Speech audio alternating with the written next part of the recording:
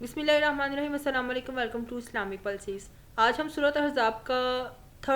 تیسرا رکوع پڑھنے جا رہے ہیں، جس میں آیات کی تعداد 21 سے 27 ہے۔ ان 7 آیات کا ہم نے لفظی اور بامحاورہ ترجمہ دیکھنا ہے، اور ساتھ میں ڈسکس کریں گے کہ اللہ تعالیٰ نے اس رکوع میں جو احکامات بیان کیے ہیں وہ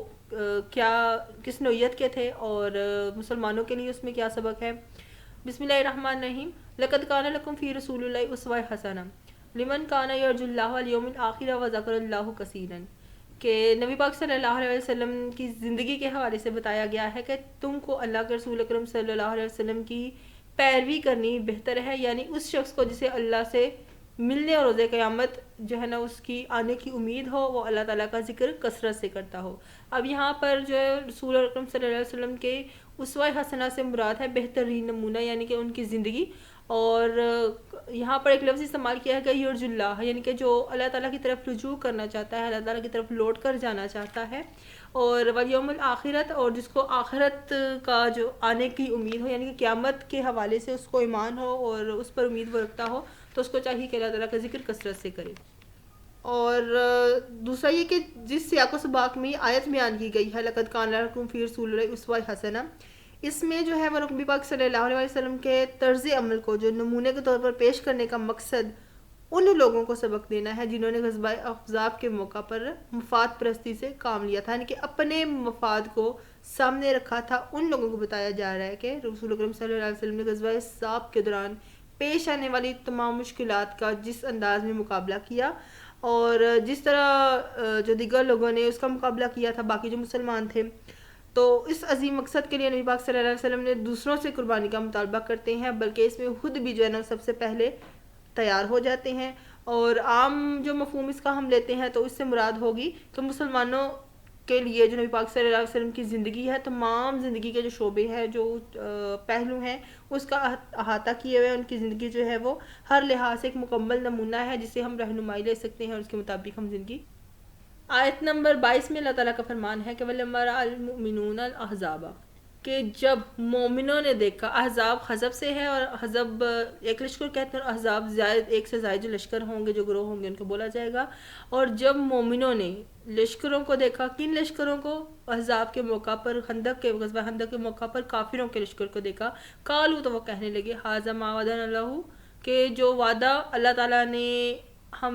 سے کیا تھا، ورسولہ، اور اس کے رسول نے، وصدق اللہ، تو وہ اللہ تعالیٰ نے سچ کر دکھایا، ورسولہ، اور اس کے رسول نے بھی۔ اب اس آیت سے کیا مراد ہوگی کہ جب مومنوں نے کافروں کو لشکر کو دیکھا، جب وہ سامنے آئے ہیں مسلمانوں کے ساتھ جھگڑنے کے لیے، ان کے ساتھ جنگ کرنے کے لیے، تو مومن لوگوں کا سٹیٹمنٹ کیا تھا، یا وہ کیا کہنے لگے تھے؟ وہ یہ کہتے تھے کہ یہ وہی ہے، یہ وہی بات ہے، یا جو وہی وعدہ ہے جس کا اللہ اور اس کے پیغمبر نے ہم سے وعدہ کیا تھا، اور اللہ اور اس کے رسول نے پھر اپنی جو بات کہی تھی اس کو سچ کر دکھایا۔ وما زادہم الا ایمانا و تسلیما، اور ان کا ایمان اور طاعت اس چیز پر اور زیادہ ہو گئی، اور زیادہ جو ہے وہ پختہ یقین ہو گیا اللہ تعالیٰ پر، اور زیادہ جو ہے نا ان کا ایمان بڑھ گیا تھا کہ اللہ تعالیٰ جو کہتا ہے وہ سچ کر دکھا۔ اگلی آیت میں اللہ تعالیٰ فرماتے ہیں کہ من المؤمنین رجال، کہ رجال راجل سے ہے، اور رجل کہتے ہیں ایک مرد کو، تو رجال ایک سے زائد مرد ہوں گے۔ من المؤمنین رجال، مومنوں میں سے کتنے ہی آدمی ایسے ہیں، صدقوا ما عہد اللہ، کے جنہوں نے سچ کر دکھایا جو انہوں نے عہد کیا تھا اللہ سے علیہ اس پر، فَمِنْهُمْ مَنْ قَضَى نَحْبَهُ وَمِنْهُمْ مَنْ يَنْتَظِرُ، اور ان میں سے بعض ایسے بھی ہیں جنہوں نے اپنی نظر سے فارغ ہو گئی ہیں، اور بعض ایسے ہیں جو بھی انتظار کر رہے ہیں، وَمَا بَدَّلُوا تَبْدِيلًا، اور انہوں نے اپنے قول کو ذرا بھی تبدیل نہیں کیا، یعنی کہ اپنے قول سے بالکل بھی پیچھے نہیں ہٹے ہیں۔ اب اس آیت کی جو مختلف مفسرین کرام جو تفسیر کرتے ہیں یا جو وضاحت کرتے ہیں، وہ کہتے ہیں کہ غزوہ خندق سے پہلے جو ہے وہ غزوہ احد پیش آیا تھا 3 ہجری میں، تو اس غزوے میں مسلمانوں نے بھی کافروں کے خلاف کافی جوش سے جو ہے نا وہ جوش و خروش سے مظاہرہ کیا تھا، باقاعدہ کافی لوگوں کے خلاف جنگ انہوں نے لڑی تھی۔ کچھ لوگوں نے، کچھ مسلمانوں نے جو ہے وہ شہادت کی نظر مانی تھی کہ ہم اللہ تعالیٰ کی راہ میں دین کی سربلندی کے لیے جو ہے وہ جنگ کریں گے، لڑیں گے کافروں کے خلاف، اور اپنی جان کا نذرانہ دے دیں گے، یعنی کہ ہم شہادت پائیں گے۔ کچھ لوگ تو تب شہید ہو گئے تھے اس غزوہ میں، اور جو کچھ تھے وہ غازی تھے، یعنی کہ ان کی جان بچ گئی تھی، وہ شہادت نہیں پا سکے تھے۔ اب غزوہ احد میں جو شہادت سے محروم ہونے والے لوگ تھے، جو غازی لوگ تھے، انہوں نے جو اللہ تعالیٰ لوگوں کے متعلق باقاعدہ اللہ تعالیٰ نے جو کہا کہ کچھ لوگ تو اس موقع کے منتظر تھے کہ ہم کب کافروں سے لڑنے کا موقع ملے اور ہم اپنی نظر پوری کریں. تو یہاں پر جو نظر سے مراد ہے وہ شہادت پانا ہے کہ اللہ تعالیٰ کی راہ میں لڑ کر جنگ لڑ کر دین حق اسلام کی سربلندی کے لیے وہ جنگ لڑیں اور شہادت کا عہدہ حاصل کریں.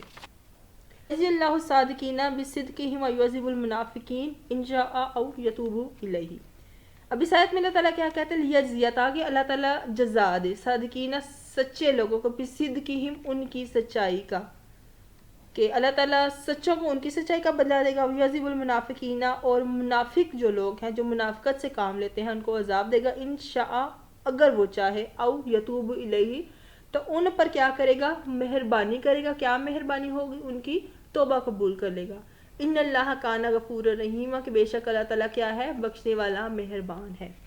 ورد اللہ الذین کفروا، اور لوٹا دیا، رد کر دیا، واپس پھیر دیا اللہ تعالیٰ نے الذین ان لوگوں کو کفروا جنہوں نے کفر کیا بغیظہم ان کے غصے میں بھرے ہوئے، لم ینالوا انہوں نے نہ پائی خیرن کسی قسم کی کوئی بھلائی. وکفی اللہ المؤمنین القتال، اور کافی ہے اللہ تعالیٰ مومنوں کو جنگ کے بارے میں جو ہے وہ مدد کرنے کے لیے. وکان اللہ قویا عزیز، اور اللہ تعالیٰ کیا ہے؟ طاقتور ہے، زبردست ہے، غالب حکمت والا ہے. مومنین القتال سے جو مفسرین کرام نے باقاعدہ ایک تفسیر فرمائی ہے وہ اس کا مفہوم یہ لیتے ہیں کہ غزوہ احزاب کے موقع پر تقریباً 10,000 کے جو لشکر جو کافروں کی تعداد پر مشتمل تھا انہوں نے مدینہ کو گھیرے میں لے لیا تھا اور تقریباً 1 مہینے تک یہ محاصرہ رہا تھا. اور پھر اللہ تعالیٰ نے مسلمانوں کی غیبی مدد کی تھی کہ کافروں کے لشکروں پر جو ہے نا وہ ہوا کا زوردار قسم کا طوفان بھیجا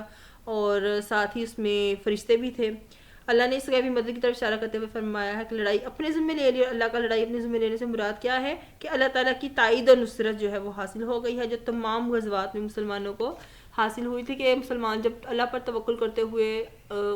کافروں کے خلاف باقاعدہ میدان جنگ میں آئے اور شجاعت کے ساتھ، بہادری کے ساتھ، استقامت سے جو ہے انہوں نے کافی لوگوں کے خلاف جنگ لڑی، تو پھر اللہ تعالیٰ نے مختلف انداز میں، مختلف جو موقع تھے، مختلف غزوات میں اللہ تعالیٰ نے اپنی مدد فرمائی.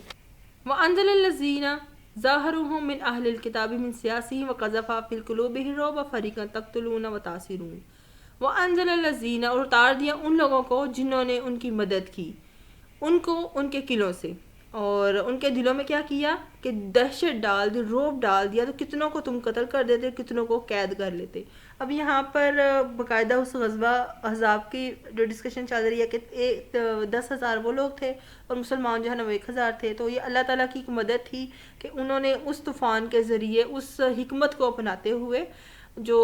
اس طوفان کو بھیجا جس سے ان کا بیلنس جو ہے نا وہ برقرار نہیں رہا تھا اور جس کی وجہ سے جو ہے نا وہ ان کو نقصان اٹھانا پڑا تھا. تو اگر اس طرح یہ اللہ تعالیٰ حکمت نہ اپناتے مسلمانوں کے لیے تو کتنے ہی جو قتل کرتے، کتنوں کو قید کر لیتے، بہت مشکل ہو جانا تھا. وَأَوْرَثَكُمْ أَرْضَهُمْ وَدِيَارَهُمْ وَأَمْوَالَهُمْ، اور أَوْرَثَكُمْ، اور تمہیں وارث بنا دیا، أَرْضَهُمْ ان کی زمین پر، وَدِيَارِهِمْ ان کے گھروں پہ، وَأَمْوَالَهُمْ ان کے مالوں پر، وَأَرْضًا اور زمین لَمْ تَطُوهَا جہاں پر تم نے کبھی قدم نہیں رکھا. یعنی کہ اللہ تعالیٰ نے اس مدد کے ذریعے جب کافروں پر غلبہ دیا تو جو مال غنیمت کے طور پر مختلف جگہیں اور زمین اور گھر آئے مسلمانوں کے ہاتھ میں، جب بھی کبھی اس سائڈ پہ وہ لوگ گئے بھی نہیں تھے، تو یہ اس حوالے سے ڈسکشن پائی جا رہی ہے کہ ان کی زمین، ان کے گھروں، ان کے مال اور زمین جس پر تم نے کبھی پاؤں بھی نہیں رکھا، تم کو اس کا وارث بنا دیا. وَقَانَ اللَّهُ عَلَىٰ كُلِّ شَيْءٍ قَدِيرٌ، تو اللہ تعالیٰ کیا ہے؟ ہر چیز پر قدرت رکھتا ہے. وہ چاہتا ہے کہ جب چاہے کوئی بھی کام جو ہے اس کی مرضی کے مطابق وہ ہو جاتا ہے. تو آج کے رکوع میں جو ہے نا بیسیکلی ہم نے پڑھا ہے وہ سب سے پہلے کہ نبی پاک صلی اللہ علیہ وسلم کی زندگی ایک بہترین نمونہ ہے اور مسلمان جو ہے نا وہ نبی پاک صلی اللہ علیہ وسلم کی زندگی سے ہر قسم کی، ہر طرح کی رہنمائی لے کر ایک مکمل اور بمقصد زندگی گزار سکتے ہیں. اور پھر غزوہ احزاب کا ڈسکشن پائے گی کہ کیسے اللہ تعالیٰ نے مسلمانوں کی مدد فرمائی اور مسلمان فتح یاب ہوئے، اور کیسے جن لوگوں نے احزاب کے موقع پر جو ہے وہ ان کی نظر قبول کی گئی تھی، جنہوں نے احد کے موقع پر جو ہے ان کی نظر قبول نہیں کی گئی تھی، جن کو جو ہے نا وہ شہادت کے عہدے سے فیض یاب کیا گیا. تو آج کا یہ لیکچر ہے ہمارا. بتائیے گا کمنٹس میں کہ آپ کو کیسا لگا. انشاءاللہ نیکسٹ لیکچر میں ہم نیکسٹ رکوع ڈسکس کریں گے. اللہ حافظ.